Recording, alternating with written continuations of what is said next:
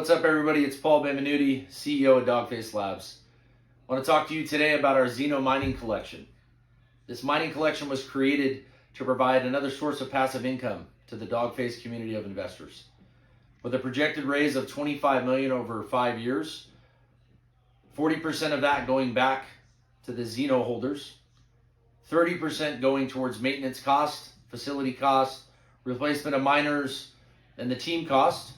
20% will go back to our community wallet, which we will use to reinvest in opportunities like nodes, gold, silver, other mining opportunities.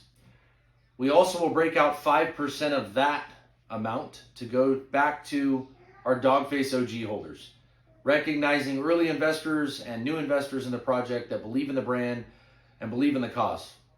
With every collection, we will also be giving back 10% to veteran charities. As I said, that will happen through all 7 collections through Dogface Labs. As always, for more information, check out the Discord, discord.gg/dogface. Look through the website. If you have questions, hit us up in the Discord anytime. There's always somebody available to help answer your questions. Look forward to seeing you there.